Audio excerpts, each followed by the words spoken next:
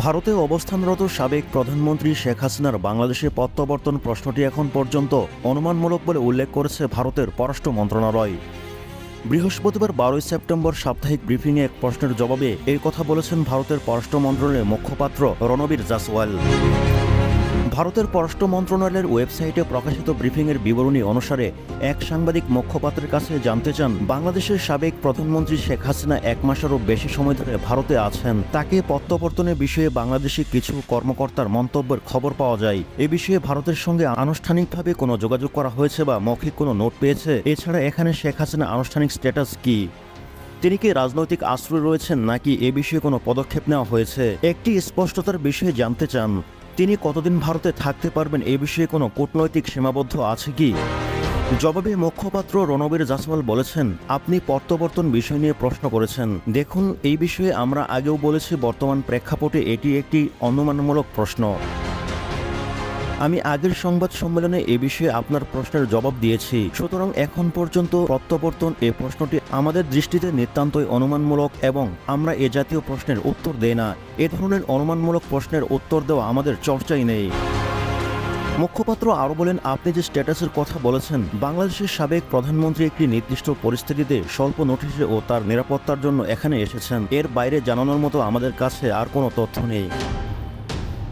এ সময় ব্রিফিংয়ে বার্তা সংস্থা পিটিআই-এর সাংবাদিক জানতে চান, বাংলাদেশে অন্তর্বর্তীকালীন সরকারের প্রধান উপদেষ্টা ডক্টর মোহাম্মদ ইউনূস সম্প্রতি কিছু মন্তব্য করেছেন। তিনি বলেন, ভারতে অবস্থান করে শেখ হাসিনার রাজনৈতিক মন্তব্য এক ধরনের অবন্ধুসুলভ আচরণ, তাকে চুপ থাকতে হবে। তিনি আরও বলেছেন, আওয়ামী লীগ ছাড়া অন্য সব রাজনৈতিক দলকে একটি ইসলামিক দল হিসেবে চিত্রিত করার যে আখ্যা ভারতের, সে অবশ্যই সেটি থেকে বেরিয়ে আসতে হবে। এগুলো ডক্টর মোহাম্মদ ইউনূসের বেশ কড়া মন্তব্য। এই মন্তব্যগুলোকে আপনি কিভাবে দেখছেন? জবাবে জাসওয়াল বলেন, দেখুন, বাংলাদেশের প্রতি আমাদের দৃষ্টিভঙ্গি আগেও স্পষ্ট করেছে এবং আজও ইয়েসির প্রশ্নের উত্তর দেওয়ার সময় আমি স্পষ্ট করে বলেছিলাম যে অন্তর্বর্তীকালীন সরকারের প্রধান উপদেষ্টা ও অন্তর্বর্তীকালীন সরকার প্রধানদের সঙ্গে আমাদের হাইকমিশনার সাক্ষাৎ করেছেন। তখন ভারত উভয় দেশের জনগণের সমৃদ্ধি, নিরাপত্তা ও উন্নয়নের আশা আকাঙ্ক্ষা পূরণে বাংলাদেশের সঙ্গে কাজ করে যাবে বলে জানিয়েছেন। তিনি আমাদের নিজ নিজ জাতীয় অগ্রাধিকার অনুযায়ী সম্পর্ককে এগিয়ে নেওয়ার প্রতিশ্রুতিও দিয়েছিলেন। তাই বর্তমানে বাংলাদেশের সঙ্গে সম্পর্কের বিষয়ে আমাদের দৃষ্টিভঙ্গি এমনই। উল্লেখ্য, ছাত্র জনতার অভ্যুত্থানে গত 5 আগস্ট আওয়ামী লীগ সরকারের পতন হয়। প্রধানমন্ত্রীর পদ থেকে পদত্যাগ করে দেশ ছেড়ে ভারতে পালিয়ে যান সাবেক প্রধানমন্ত্রী শেখ হাসিনা। এখন তিনি ভারতেই অবস্থান করছেন।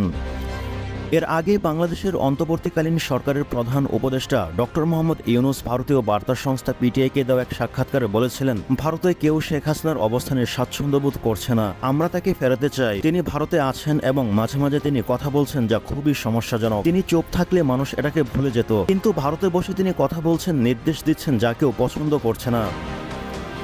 এ বিষয়ে এক প্রশ্নের জবাবে মঙ্গলবার 10 সেপ্টেম্বর জার্মানির বার্লিনে এক যৌথ সংবাদ সম্মেলনে ভারতের পররাষ্ট্রমন্ত্রী এস জয়শঙ্কর বলেছিলেন, আপনারা জানেন বাংলাদেশের সরকার পরিবর্তন হয়েছে। আমরা স্পষ্টত এ সরকারের সঙ্গে কাজ করছি। এটি আমরা কূটনৈতিক চ্যানেলের মাধ্যমে করি, সংবাদ মাধ্যমে প্রকাশিত প্রতিবেদনের ভিত্তিতে নয়।